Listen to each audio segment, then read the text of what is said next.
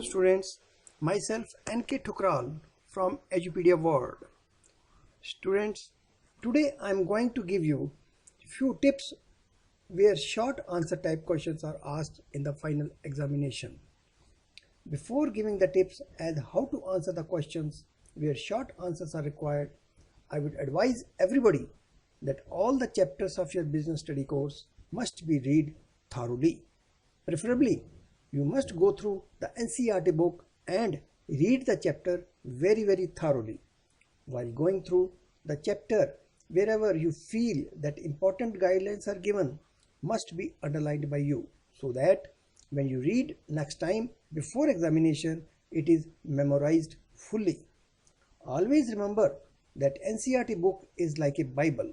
I may repeat it, that NCERT book is like a Bible, and never leave anything out of it. Why I am emphasizing this is because of securing above 80 to 90% marks. Never think that one chapter is important or another is less important. Every chapter is important for those students who want scoring more than 95% marks in business studies. Further, I would like to advise you to listen all my videos in each chapter carefully, as I have tried to discuss on all the important contents of each chapter. So now student, let me give you important tips on short answer type questions. As you can see in the slide, one by one I have given what are the points to be kept in mind before answering any short type of question. Number one is answers to be in brief. Number two is point wise answer. Always answers to be given point wise. Never explain first. First give the point, underline it wherever it is required in the answer. Next is no explanation if not required. If only answers are required, yes or no, only give answer in that matter. Never give any explanation unnecessarily, as you are not going to get marks of your explanation. Next is not to justify if not asked. If any question is such that answer is not required to just justify, never justify. And if it is written justify, then you have to explain only. So in short type of answers, I have seen that in question board examination, justifications are not usually asked. Another is answer to be in same line if asked in specific numbers.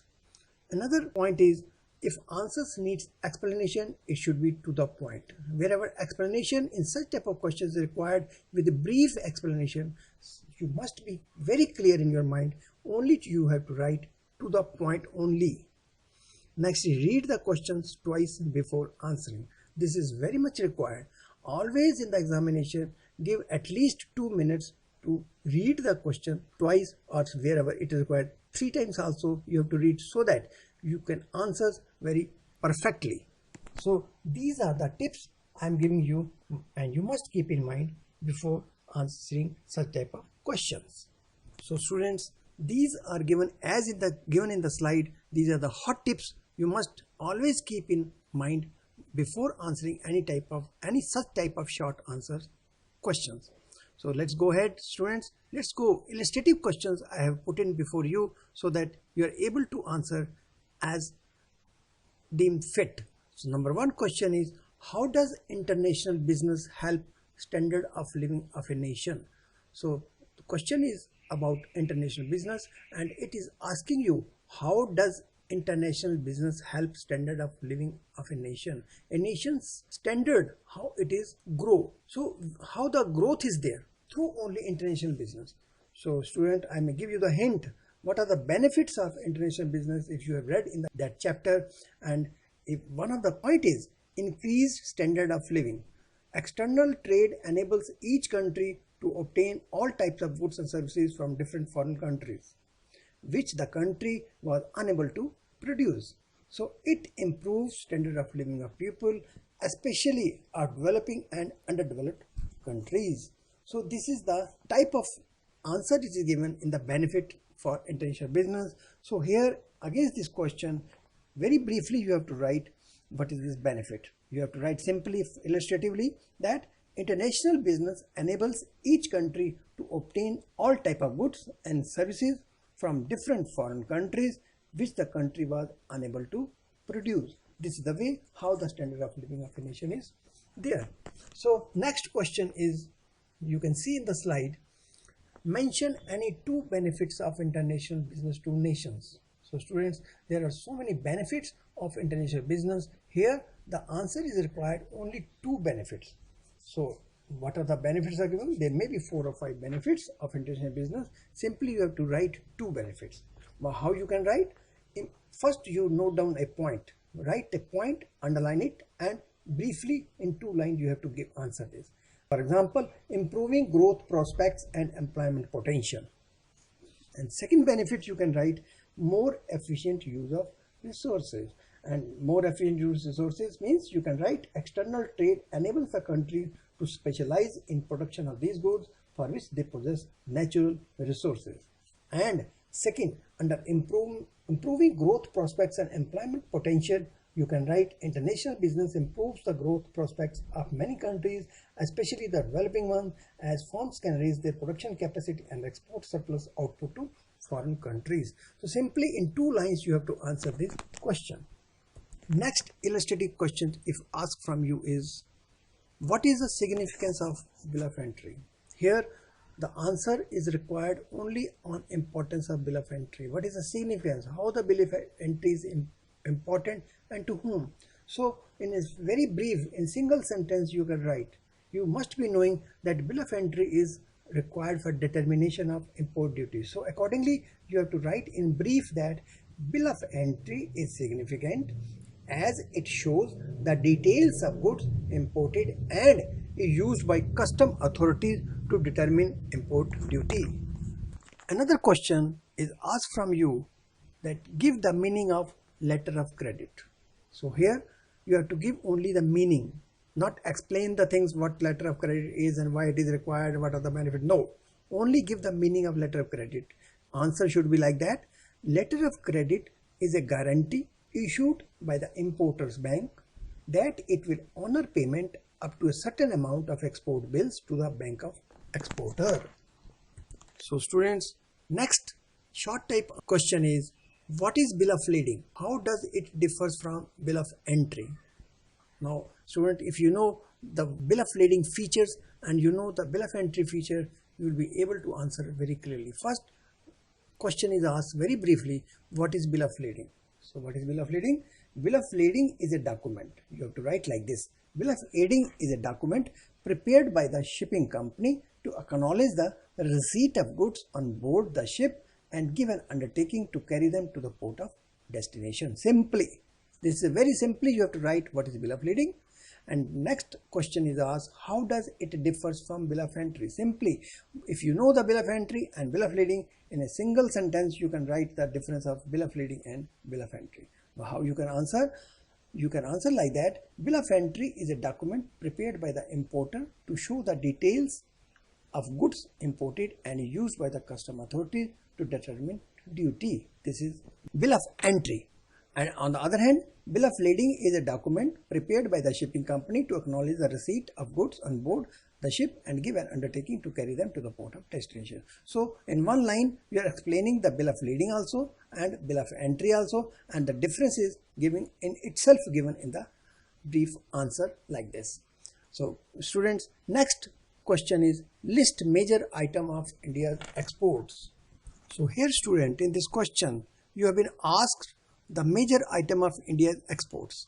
You have not asked the percentage of major item, only you have to name the major item of India's export. Accordingly, in a short answer, you have to write major item of India's exports include agriculture products, comma, minerals and ores, comma, textiles, gems and jewelry, comma, engineering goods, chemical and related products items. Students, next illustrative question is asked from you if differentiate between sight and usance draft. Number 2, bill of lading and airways bills. Number 3, pre-shipment and post-shipment finance.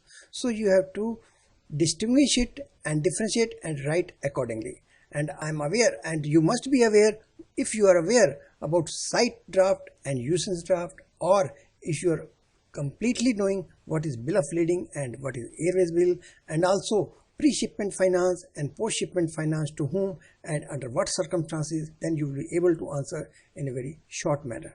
So I can give you how to write this answer differentiate, site and usage draft. Simply, you have to write, in case of site draft, importer releases the payment when relevant documents are delivered, while in case of usage draft, importer accepts the bill of exchange and makes the payment on maturity of bill. So this is the main difference you have to give. Second, bill of lading and airways bill.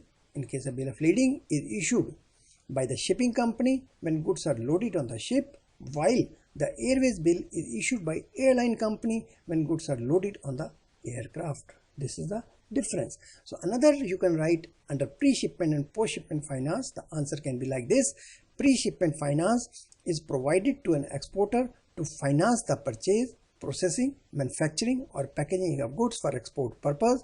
On the other hand, post-shipment finance is provided to the exporter from the date of shipment of goods to the date of receipt of export proceeds. This is how you can answer and make a distinction between the two things. So these are the questions, students, on international business. Short type answers are required, and accordingly I have given you the hint how you have to answer. Now let's go ahead, students, further. Now I am giving you the questions on internal trade. Number one question, as you can see in the slide, is what do you mean by itinerant retailers? State their distinctive features. Here the question is very simple, only you have to write in a very short manner. So what do you mean by itinerant retailers? Means itinerant retailers are those traders who keep on moving from place to place to sell their goods. Simply in one line you have to answer. Further, while answering their distinctive features, you have to write down either point wise that they carry limited stock. Second, they operate with a very small amount of capital. Third, they normally deal in consumer products of daily use. Next, they mostly sell goods on cash basis. And next, they provide greater service to the customers by making the products available to their doorstep. And underline wherever it is required, and answer is complete. Now students, next question is asked, distinguish between departmental store and chain store on the basis of pricing of the product. So here the question is simple, that how you can make distinction on the basis of pricing of the product only. So students, if you have gone through the chapter on departmental store and chain store and how they are pricing their product, you will be able to answer very clearly and in a single line. That means I may tell you that how the answer should be like that. Departmental stores do not have uniform pricing policy, whereas chain stores have uniform pricing policy for all the shops. Only this is a single line answer you have to give. Now students, let's go ahead. Next question is asked, how does a wholesaler facilitate large scale production to the manufacturer? So if you know, student, what is wholesaler and what are the benefit he is providing to the manufacturer, you will be able to answer very clearly. So again read the question, how does a wholesaler facilitate? How it facilitate the large scale production to the manufacturer. So it's a benefit to the manufacturer how to produce in large scale. So you can answer simply in one line, that by purchasing goods from the manufacturers in bulk quantities. So students, these are the few illustrative questions on short answer type questions on internal trade. Now let us go ahead, let us see what type of questions can be asked in case of small business. As you can see in the slide, question is, what do you mean by ancillary small industrial unit? Just it is asked, what do you mean? What is the definition of ancillary small industrial unit? Means how the small industrial unit is categorized. As students, if I may recapitulate, if the definitions are given under classification of manufacturing enterprises under MSME, the Act 2006, it is very clearly given the definition on the percentage basis and investment basis. So you have to answer the questions like this. Ancillary small industrial unit is a small scale industry which supplies minimum of 50% of its production to a parent unit, and investment in plant and machinery does not exceed rupees 1 crore. Simply this short 2 lines you have to written as what do you mean by ancillary small industrial unit. So students, next question is, how do small scale industries promote development of rural and backward areas? So it is asked from you that how does it promote development of rural and backward areas. So answer should be in a very brief manner. I may give you like this: small scale industries can be easily set up in rural and backward areas as they use simple technology and depend on locally available resources. So in this way they promote the development of rural and backward areas. Now students, let's go ahead. What is the next question? As given in the slide, state the problems faced by small scale industries. Only you have to write here the problem faced by the small scale industries. How you can give the answer? Student, it is asked the points only. You need not explain the points. So what are the points to be given? Shortage of finance, shortage of raw materials, lack of managerial skills, incompetent labor, marketing problems, low quality products, ideal capacity, outdated technology, sickness and global competition. So these are the problems usually faced by the small scale industries. So students, I have given you some illustrative short answer type question, and against that how to answer. Again I may repeat you that the point you must remember which I have given in the first slide, that what are the points to be kept in mind before answering this type of question. Where explanation is not required, never give. Normally in these type of questions explanations are not required, justifications are not asked. Only it is either definition or distinguish or state the things whatever the in a manner the question is asked, you have to give in a very brief manner and to the point only. But again I may repeat you students that you must go through the NCERT books thoroughly, read the chapter, only then you will be able to answer in a single line answers. So let's wind up today for the class. Yes, thank you, bye bye.